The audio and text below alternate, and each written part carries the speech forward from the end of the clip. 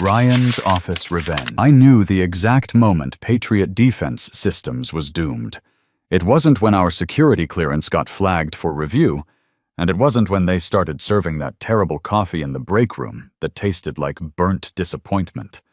It was the moment Jason Williams walked into our secure briefing room carrying a MacBook like it was a magic wand. My name's Gary Morrison. I'm 49 years old. And I've been keeping America's defense logistics running since most of these kids were learning to tie their shoes. 8 years in the Navy keeping submarine computer systems operational in the middle of hostile waters. Then 22 years building the digital backbone that keeps our military supplied and ready. But to Jason, I was just another gray-haired relic taking up space in his brave new world. Jason was our new CTO. Fresh out of Stanford with an MBA and venture capital connections. At 26, he had the kind of confidence that only comes from never having real skin in the game. He strutted into our Monday morning briefing like he was MacArthur reviewing the troops, except MacArthur actually understood logistics. I was sitting in my usual spot, back to the wall, facing the door. Old Navy habits die hard. Nursing black coffee and watching him scope out the room like he was calculating which assets to liquidate first. The briefing room had no windows, reinforced walls, and a red phone that connected directly to NORAD. This wasn't some startup garage. This was where decisions got made that affected national security. Patriot Defense had grown from a small government contractor in a converted warehouse to a $50 million operation handling critical supply chains for military installations across 3 time zones. The system that made it all possible? That was my creation, the Integrated Defense Logistics Platform, built on COBOL architecture that had never failed in 22 years of continuous operation. "Listen up, people," Jason announced, setting his laptop on the steel briefing table. "I've completed my assessment of our technical infrastructure, and frankly, it's a security liability waiting to happen. We're operating on code that belongs in a museum, not a modern defense contractor." He connected his laptop to the classified display system, which took 3 attempts because he didn't understand the security protocols.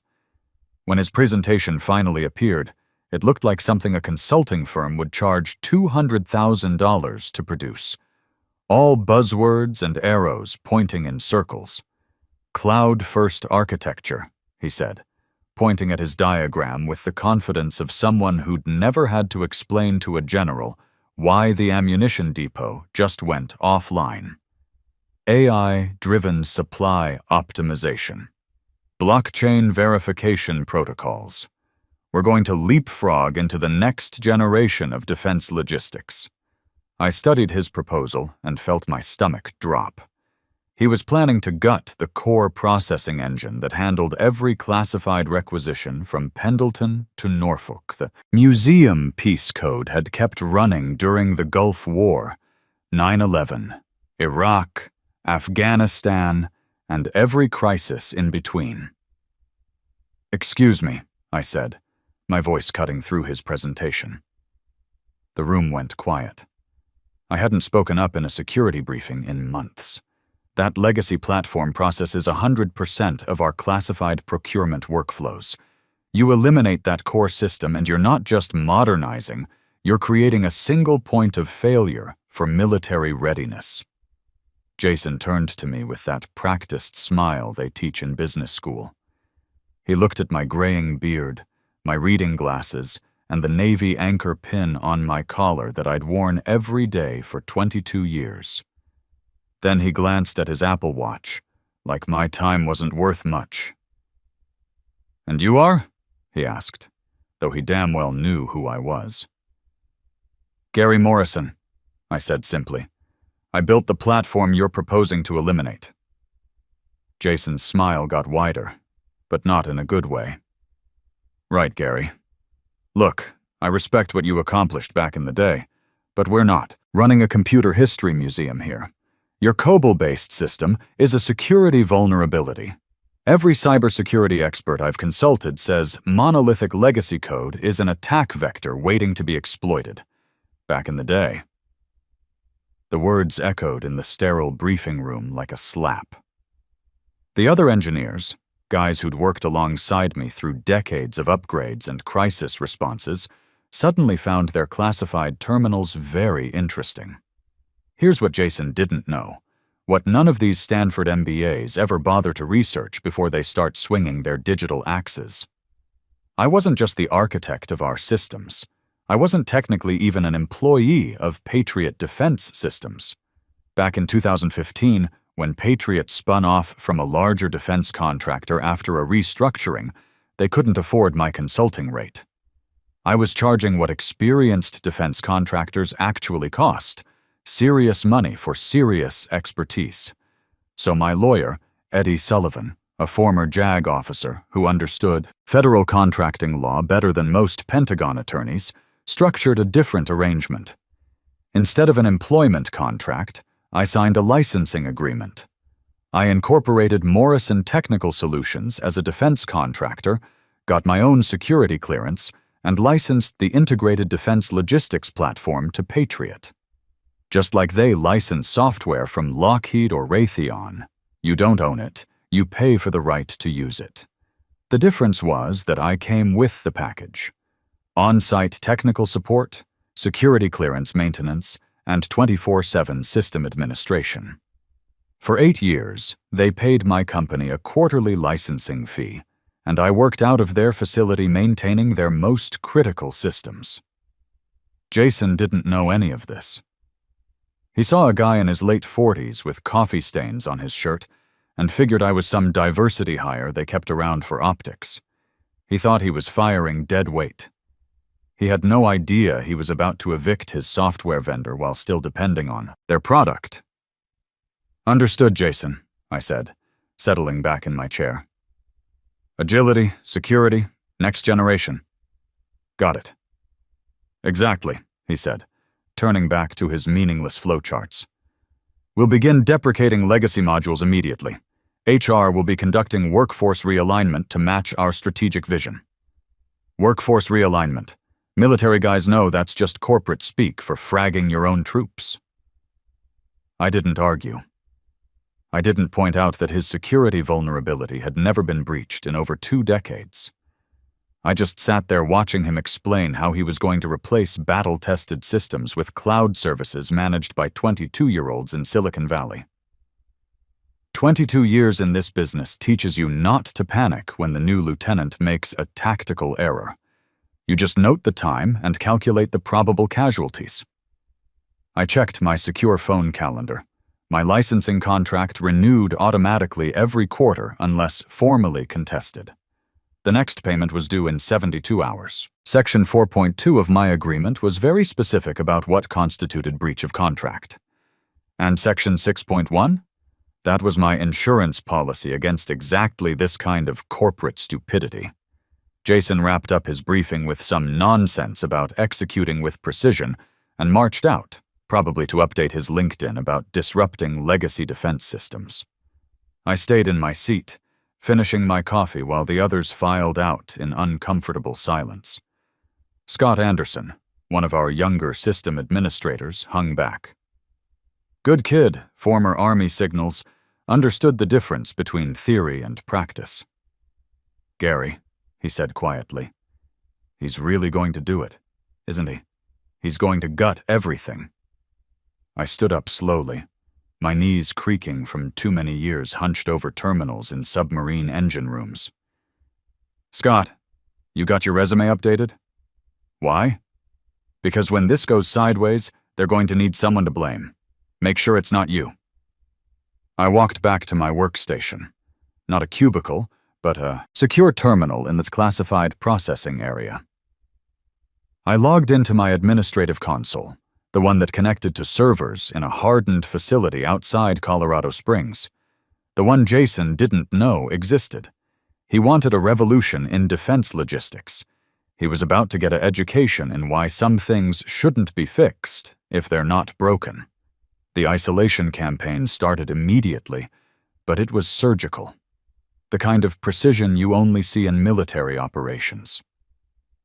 First, my clearance for the weekly threat assessment briefings got temporarily suspended pending review. Then my access to the strategic planning sessions vanished from my calendar. By Wednesday, I was watching through reinforced glass as Jason held court in the secure conference room where I used to advise on mission-critical decisions. 22 years of being the guy they called at 3 a.m. when systems went down, and suddenly I was persona non grata. It's fascinating how quickly institutional memory becomes institutional liability when new management decides you're obsolete.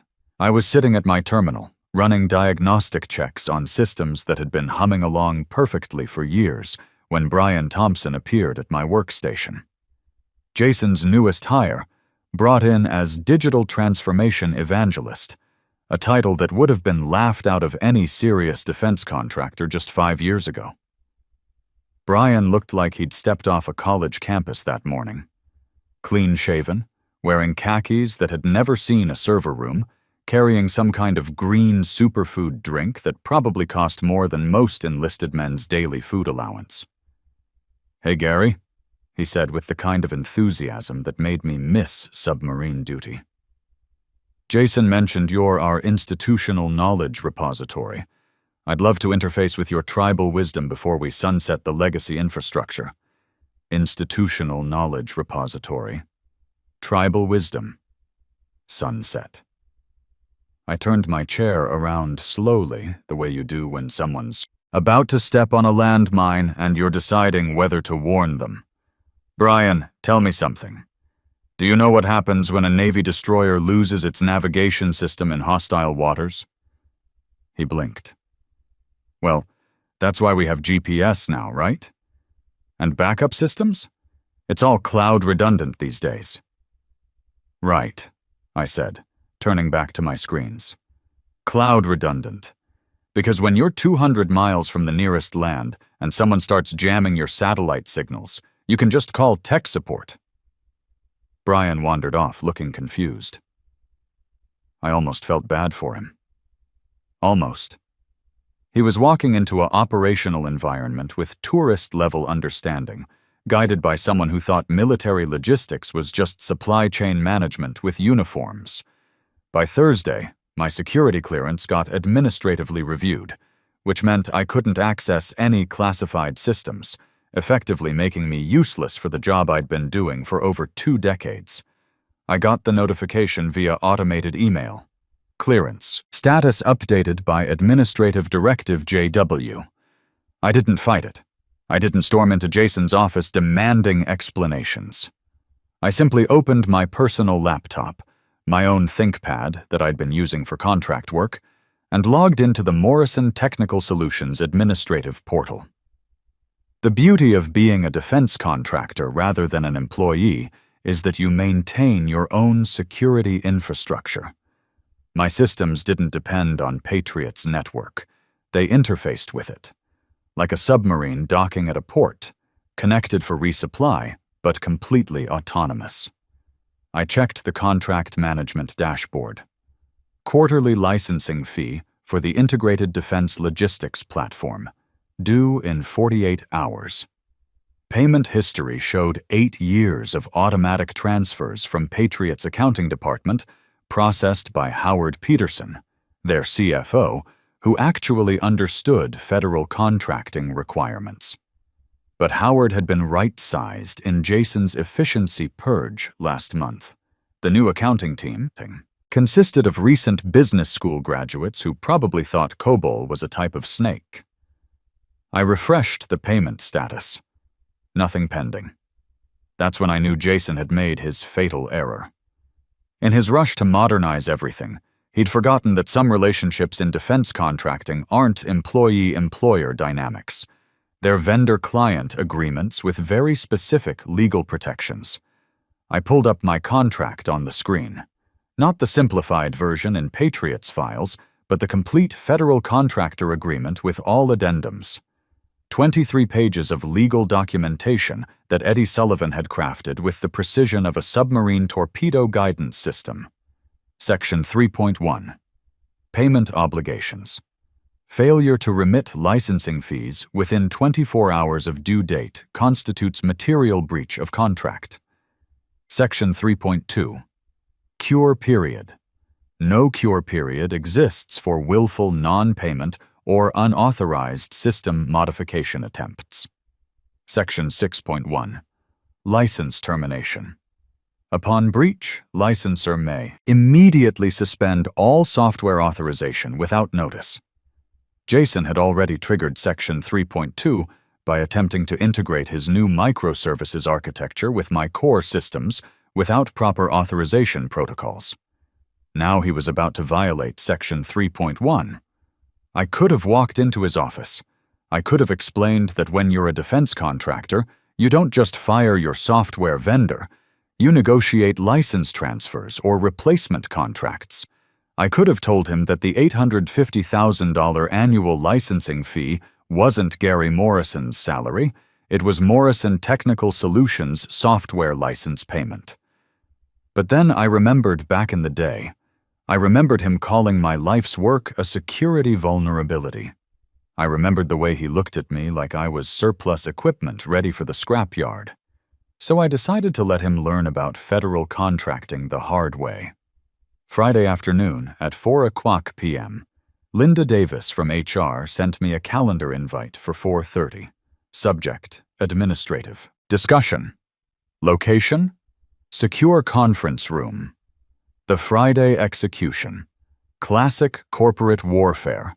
Fire people when they can't cause a scene, give everyone else the weekend to forget the casualties existed.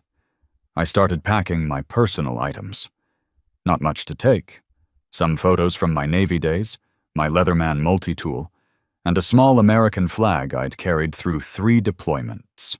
I performed a complete security wipe on my company-issued terminal using DoD data destruction protocols. Not because I had anything to hide, but because operational security isn't something you turn off when you leave the building. I checked the Morrison Technical Solutions account one final time. Still no payment from Patriot Defense. I grabbed the manila folder I'd brought from home.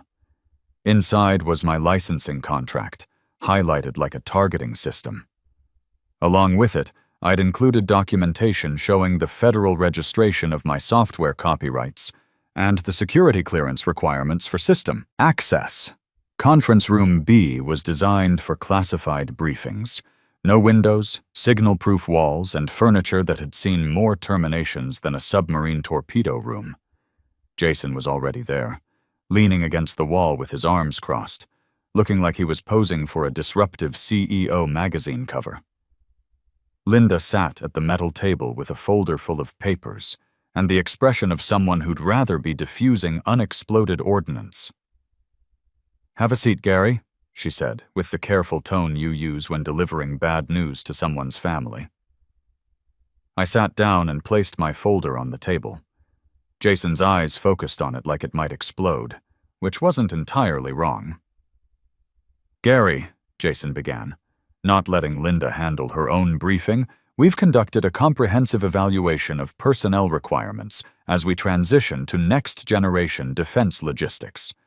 Your skill set doesn't align with our strategic trajectory." Strategic trajectory. Like a missile heading for the wrong target. "We're terminating your employment contract effective immediately," he continued. "Standard severance, 2 weeks compensation. Security will need your badge and terminal access." Linda pushed papers across the table. "You'll also need to sign this non-disclosure agreement to receive your severance package." I looked at the papers without touching them. Then I looked directly at Jason.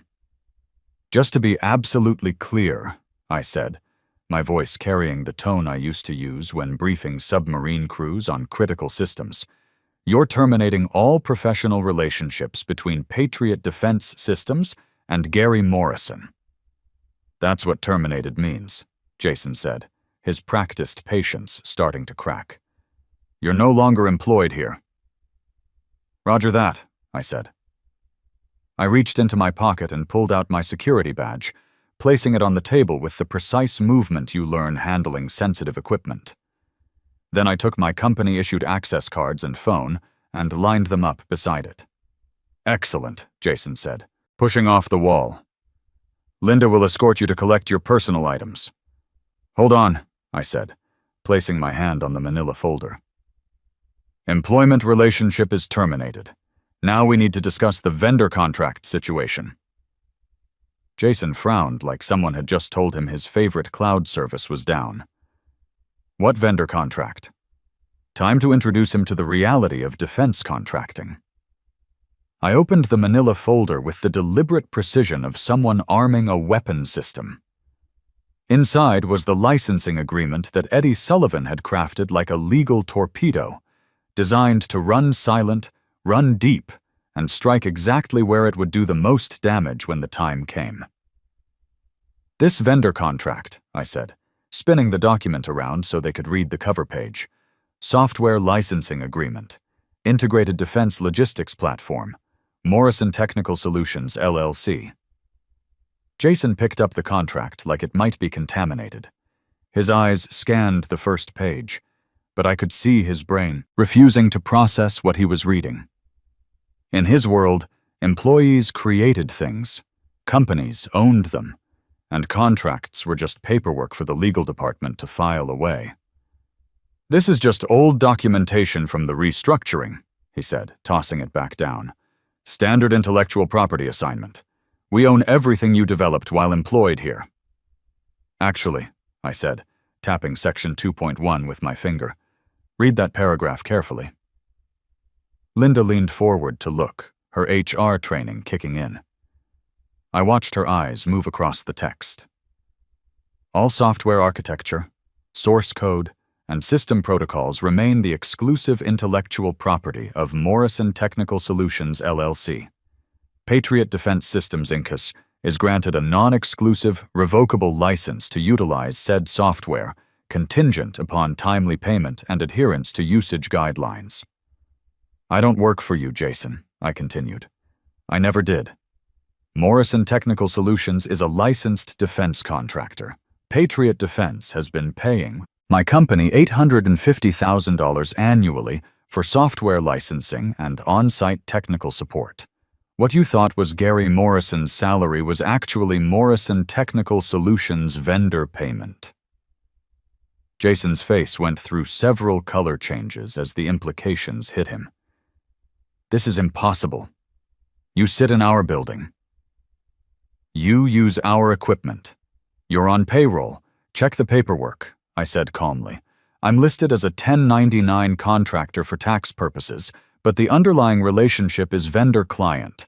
Just like your contract with Lockheed for radar systems or Raytheon for missiles, you don't own their intellectual property. You pay for the right to use it." Linda was frantically flipping through her files. "Gary, I need to verify this with legal immediately." "Be my guest," I said. "But while you're doing that, you might want to check your accounts payable. The quarterly licensing fee was due yesterday at midnight." Jason's confident smirk finally cracked. "What quarterly fee?" $212,500. Automatic payment that's been processing for 8 years. Usually handled by Howard Peterson, but since you eliminated his position?" I shrugged. "Who's managing vendor payments now?" The silence in that windowless room was like being underwater in a damaged submarine. You could feel the pressure building, but you couldn't see the leak. "I'm not paying some bogus extortion fee," Jason said, but his voice had lost its earlier authority. "It's not extortion. It's a defense contractor license payment. But since you've now officially stated your intention to default..." I stood up slowly, closing the folder with a decisive snap. Section 6.1 becomes operative.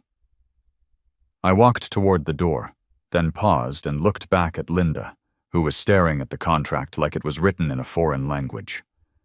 "Linda, you might want to contact the DoD compliance officer. When a licensed defense contractor terminates service, there are federal notification requirements. Wouldn't want any violations on your security clearance review." Jason shot to his feet. "You can't just threaten us with government bureaucracy. I'm not threatening anything. I'm explaining federal contracting law. Read section 6.1. Upon breach of payment obligations, Morrison Technical Solutions reserves the right to immediately suspend software authorization. You have 24 hours to cure the breach, but since you just terminated the only person with administrative access... Another shrug. That's going to complicate things. I walked out of that steel-walled room and kept walking. Past the classified terminals where younger engineers were probably Googling what happens when defense contractor software gets revoked. Past the secure communications array that depended on my authentication protocols. Past the break room where I'd eaten lunch for 8 years while planning the architecture that kept military supply lines operational. I drove home in my F-150, the one vehicle I trusted completely because it didn't depend on software licenses or network connectivity. At my apartment, I set up what I privately called my command center, the kitchen table where I'd managed crisis responses for 2 decades. This wasn't hacking. Hacking is illegal and undermines national security. What I was about to do was administrative license enforcement under federal contractor regulations. Completely legal, thoroughly documented, and absolutely devastating. I opened my laptop and logged into the Morrison Technical Solutions Master Control Panel, the secure server farm outside Colorado Springs that hosted the actual software licensing verification system. The system that Jason didn't know existed because he'd never bothered to understand how defense contractor relationships actually work. The monitoring dashboard showed green lights across every module. The integrated defense logistics platform was humming along, processing classified requisitions, managing inventory across 23 military installations, and maintaining real-time coordination with supply vendors from California to Virginia. Every hour, Patriot Systems sent an encrypted query to my licensing server. Authorization confirmed for continued operation? For 8 years, my server had responded, affirmative, license verified, continue mission. I navigated to the license management interface. Current status showed grace period active with a countdown timer. 18 hours, 47 minutes until automatic license suspension. I poured myself 3 fingers of bourbon, not the cheap stuff I used to drink in my Navy days, but the good Kentucky whiskey I could afford, now that I understood the value of intellectual property.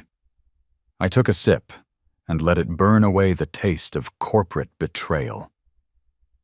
Jason had 18 hours to figure out that when you fire your software vendor, you'd better have a replacement ready to go. He had 18 hours to realize that legacy systems might be legacy for a reason. Because they work, they're reliable, and they're maintained by people who understand the difference between software theory and operational reality. I changed the license status from grace period to strict enforcement mode. Then I programmed a final command: execute license revocation protocol at 0800 hours Monday morning. Monday morning, when military bases across 3 time zones would be logging in to process weekend supply requests. When automated procurement systems would attempt to order $3 million worth of critical materials. When the entire West Coast defense logistics network would discover what happens when you don't read the fine print on your software licenses. I didn't execute the command immediately. I wanted to give them the weekend to enjoy their victory. Let Jason celebrate eliminating legacy overhead with his Stanford MBA network. Let them all assume that firing the old guy solved their modernization problems. The system would automatically ping for license verification at exactly 0800 Monday morning, when transaction volume peaked and half the military facilities on the West Coast came online for daily operations. I sat back, turned on some classic rock, CCR, because nothing says American values like music from when this country still built things properly, and watched the countdown timer tick away the hours until Jason learned the most expensive lesson of his career.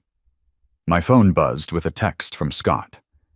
Jason sent an all-hands email about his modernization timeline. Says he's reallocating your budget for an AI consultant. Everyone's asking what happened to you. I typed back, tell everyone to document their work carefully, and maybe update their security clearances. Monday's going to be interesting. Monday morning, 07:55 hours Pacific time. I was sitting at my kitchen table with fresh coffee and a clear conscience, watching the sunrise over a country that was about to learn what happens when you dismiss the people who actually keep things running. Across the continent, military personnel were logging into systems that had never failed them. Supply clerks at Camp Pendleton were preparing to process weekend requisition backlogs. Automated procurement protocols at 23 installations were queued to order everything from MREs to missile components. The entire West Coast Defense Logistics Network was humming along, blissfully unaware that their software license had expired 55 minutes ago. At exactly 0800, my phone exploded. First came the automated alerts I'd forgotten to disable. Error messages cascading through the system like damage reports from a submarine taking on water.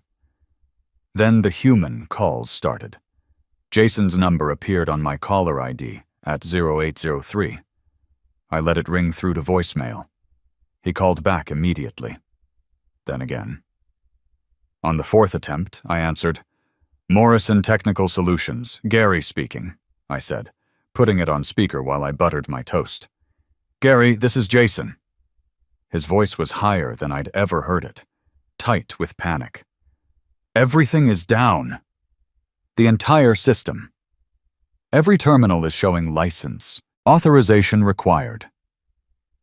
What did you do? Good morning, Jason, I said calmly. I didn't do anything. Your licensing agreement expired when you failed to make payment. The system is operating exactly as designed. This is sabotage. You're holding national security hostage. I'm enforcing a federal contract. There's a difference. Did you process the quarterly payment? I told you Friday. We're not paying some bogus vendor fee. Then you're currently operating unlicensed defense contractor software in violation of federal regulations. My legal counsel is preparing compliance documentation as we speak. The background noise on his end sounded like a command center under attack. Phones ringing, people shouting, the unmistakable chaos of a mission-critical failure. How do I fix this? Jason pleaded, his Stanford confidence completely evaporated. That's not my problem anymore. You terminated our relationship Friday, remember? But if you want to discuss emergency licensing arrangements, you'll need to speak with Howard Peterson. Howard's in an emergency board meeting with DoD compliance officers. Better than I'd hoped. When defense contractors lose operational capability, the Department of Defense sends people with serious security clearances to ask serious questions. Jason was about to explain to federal investigators why he'd fired his software vendor without arranging replacement systems. I hung up and poured another cup of coffee. At 0830, my phone rang again. This time it was Howard Peterson himself, CEO, and the only person at Patriot who'd actually read my contract before signing it. Gary, Howard said, his voice carrying the weight of someone watching his company implode in real time. We have DoD investigators on site. They want to know why our defense logistics platform is showing license violations during a readiness exercise. Morning, Howard. Sounds like a Monday you'll remember. Cut the games. What's it going to take to get systems back online? Simple. Honor the contract Jason violated. Transfer $850,000 to Morrison Technical Solutions for a perpetual license buyout. And I'll push an update that transfers full ownership to Patriot Defense. That's extortion. That's business. You're processing $50 million annually through my software. You missed one quarterly payment and fired your vendor without transition planning. Now you want to buy the intellectual property outright so this never happens again. $850,000 is 1.7% of your annual revenue, a bargain for systems that actually work. Howard was quiet for a long moment. I could hear muffled voices in the background, probably lawyers, compliance officers, and very unhappy federal investigators. If I wire the money, how fast can you restore operations? 30 seconds after the transfer clears. I push one update, your systems go green, and you own the source code permanently. I walk away. You never see me again. Do it. I refreshed my banking app and watched my financial future change in real time. Pending deposit, $850,000. Source, Patriot Defense Systems, Inc. I opened my laptop, logged into the licensing server, and executed 2 commands. Update the license. Status, permanent transfer and transfer administrative rights, Patriot Defense Admin. Every red light on their systems turned green simultaneously. 23 military installations came back online. $3 million in pending defense contracts resumed processing. My phone buzzed with a text from Scott. "Holy shit, we're back up. Gary, you magnificent bastard, what did you do?" I typed back, "Read your contracts, kid, and maybe learn COBOL. Turns out legacy skills pay pretty well." 3 months later, I was sitting in the executive conference room at Apex Defense Solutions, Patriot's primary competitor. Tony Rodriguez, their CEO, was a former Marine colonel who understood the value of operational experience over theoretical innovation.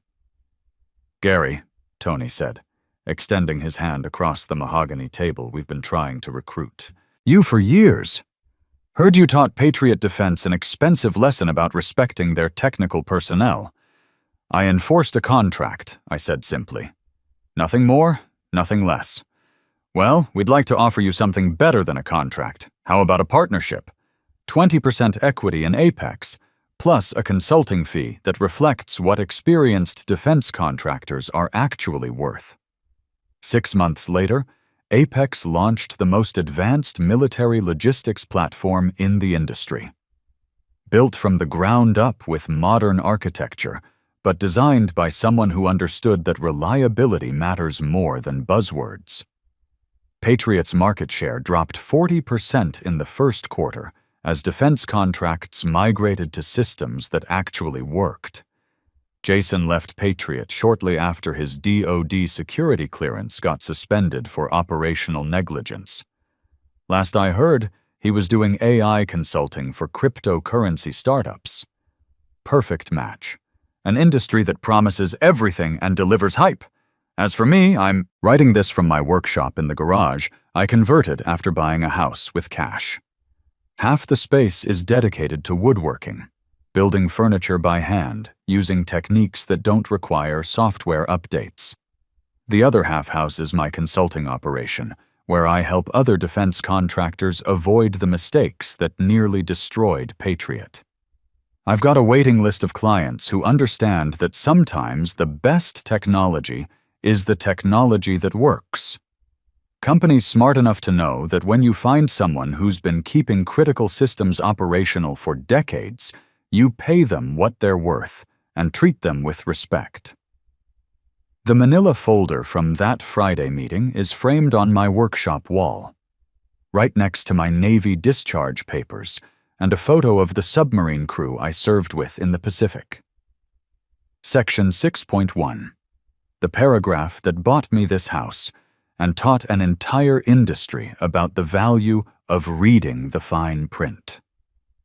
Sometimes late at night when I'm sanding a piece of oak furniture or reviewing security protocols for a new client, I think about all the Gary Morrisons out there, the experienced professionals who keep America's infrastructure running while younger managers take credit for the stability. We're the invisible backbone of this country. We maintain the systems that work, we respond to the crises that matter, and we understand that some things shouldn't be disrupted just because they're not flashy. When the time comes to choose between experience and enthusiasm, between proven reliability and theoretical innovation, Smart organizations choose the people who've actually done the work. The real lesson here isn't about contracts or software licensing. It's about understanding that in a world obsessed with the next big thing, the people who keep the current things working properly hold all the real power.